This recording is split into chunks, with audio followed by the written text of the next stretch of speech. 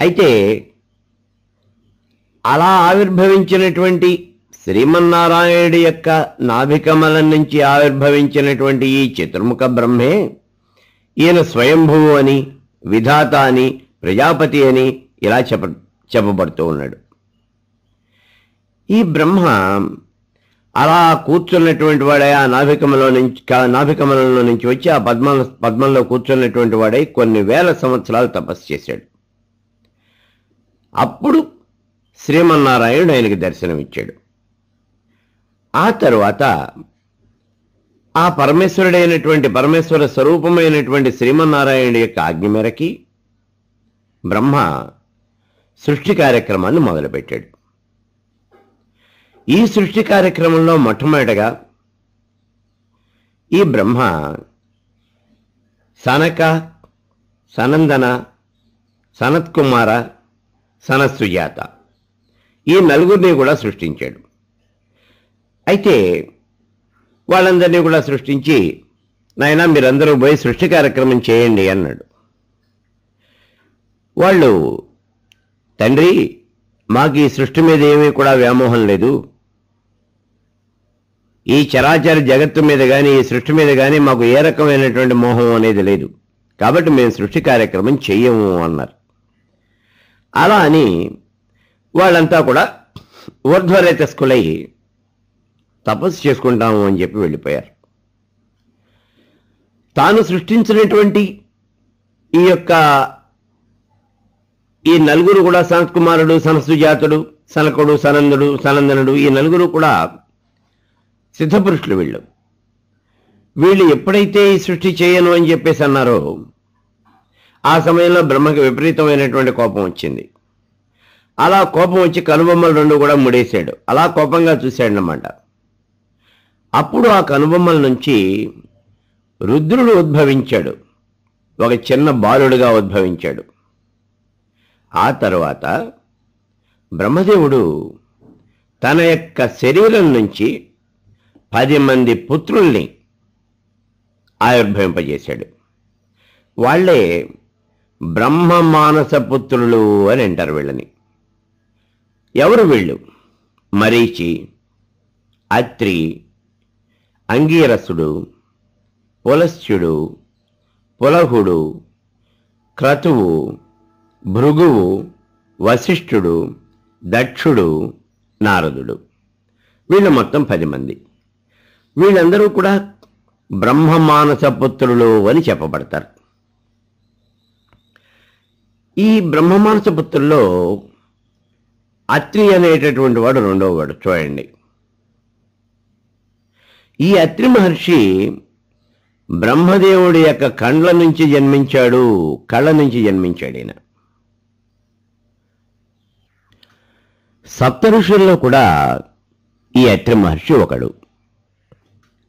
ఆ తరువాత సృష్టిలో భాగంగా ఇంద్రియాలకు కావలసినటువంటి అధిదేవతలు ఉన్నారు చూడండి. వీళ్ళందరినీ కూడా బ్రహ్మదేవుడు తన యొక్క దేహం నుంచి సృష్టించాడు.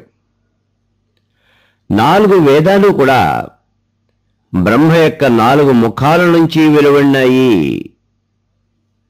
అయినప్పటికీ ఈ బ్రహ్మగారికి సృష్టి కార్యక్రమం అనేది సంతృప్తికరంగా లేదు అనిపించింది. అప్పుడు బ్రహ్మదేవుడు అనుకున్నాడు, నా యొక్క శరీరం 2 భాగాలైపోవాలి, నాకు స్త్రీ కావాలి అనుకున్నాడు. ఎందుకని అంటే సృష్టి జరగాలి అంటే స్త్రీ పురుషుల యొక్క సంయోగం వల్లనే సృష్టి కార్యక్రమం అనేది జరుగుతుంది. కాబట్టి ఇప్పుడు నాకు స్త్రీ కావాలి అని అనుకున్నాడు ఈ యొక్క బ్రహ్మ. వెంటనే అతని శరీరంలో నుంచి ఒక స్త్రీ బయటికి వచ్చింది. ఆవిడే మనకి శతరూప అని చెప్పబడుతుంది. మరి ఈ పురుషుడు స్వయంభవమనువు. ఈ రకంగా మొట్టమొదటగా ఉన్నటువంటి స్త్రీ పురుషులు స్వయంభవమనువు, శతరూప, వీళ్ళిద్దరూ కూడా ఆవిర్భవించడం జరిగింది. ఆ సమయంలోనే బ్రహ్మదేవుడి యొక్క నీడ నుంచి కర్దమ ప్రజాపతి ఆవిర్భవించాడు. ఇక ఈ రకంగా సృష్టి అంతా పెరిగిపోతూ ఉన్నది. ఇలా సృష్టి పెరిగిపోయేటప్పటికీ ఈ భూమి అంతవరకు ఖాళీగా కేవలము జలంతో నిండి ఉన్నటువంటి ఈ భూమి అంతా కూడా అనేక రకాలైనటువంటి వృక్షాలతోనూ, పర్వతాలతోనూ, కొండలతోనూ, లోయలతోనూ, వీటన్నింటితోనూ కూడా నిండిపోయి ఆ యొక్క బరువును భరించలేక ఈ భూమి అంతా సముద్రంలో మునిగిపోయింది, నీళ్లలో మునిగిపోయింది. అలా నీళ్లలో మునిగిపోయినప్పుడు బ్రహ్మదేవుడి యొక్క నాసిక నుంచి, అంటే ఆ ముక్కు పుటాల నుంచి శ్రీమన్నారాయణుడు వరాహ రూపంలో ఆవిర్భవించాడు. అలా వరాహ రూపంలో ఆవిర్భవించినటువంటి వాడై అందరూ చూస్తూ ఉండగానే ఆ వరాహం కాస్త అలా అలా అలా పెరిగిపోయింది, కొండంత అయిపోయింది, పెద్ద పర్వతం అంత అయిపోయింది. ఒక్కసారిగా నీళ్లలో దూకేసింది ఈ వరాహం. అలా నీళ్లలో దూకేసి ఆ నీటిలో జలంలో మునిగిపోయి ఉన్నటువంటి ఆ భూమిని తన యొక్క ముట్టె మీద ఎత్తి కొరల మీద పట్టుకుని ఆ భూమిని కాస్త పైకి తీసుకొచ్చింది. ఈ రకంగా మొట్టమొదట్లో శ్రీమన్నారాయణుడు వరాహ రూపం ఎత్తి నీటిలో మునిగిపోయినటువంటి ఈ యొక్క భూమిని కాస్త రక్షించాడు. ఇక ఈ భూమి అంతా కూడా స్వయంభవమనువు పరిపాలిస్తూ ఉన్నాడు. స్వయంభవమనువు శతరూప వీళ్ల వల్లనే 84 లక్షల రకాలైనటువంటి జీవజాలం అంతా కూడా వృద్ధి చెందింది అనే విషయం కూడా మనం గతంలో చెప్పుకున్నాం. ఇక వీళ్ళకి ఉన్నటువంటి పుత్రులు స్వయంభవమనువు శతరూపలకి ప్రియవ్రతుడు, ఉత్తానపాదుడు అని 2 కుమారులు ఉన్నారు. అలాగే ఆకూతి, దేవహూతి, ప్రసూతి అనేటటువంటి 3 కుమార్తెలు కూడా కలిగారు వీళ్ళకి. వీళ్లలో ఆకూతిని రుచి అనేటటువంటి మహర్షికి ఇచ్చి వివాహం చేశాడు. దేవహూతిని కర్దమ ప్రజాపతికి ఇచ్చి వివాహం చేశాడు. ఇక 3వ కుమార్తె ప్రసూతి, ఈవిడ్ని దక్ష ప్రజాపతికి ఇచ్చి వివాహం చేశాడు. ఆ సమయంలో కర్దముడు సృష్టి చేయటం కోసము అని కొన్ని వేల సంవత్సరాలు తపస్సు చేశాడు.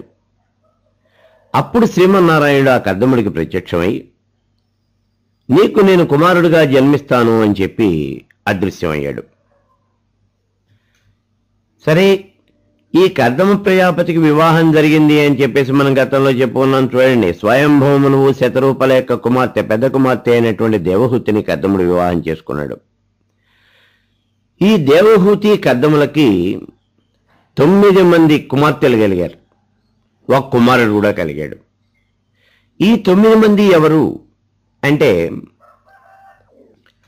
కళ, అనసూయ, శ్రద్ధ, హవిర్భు, గతి, క్రియ, ఖ్యాతి, అరుంధతి, శాంతి.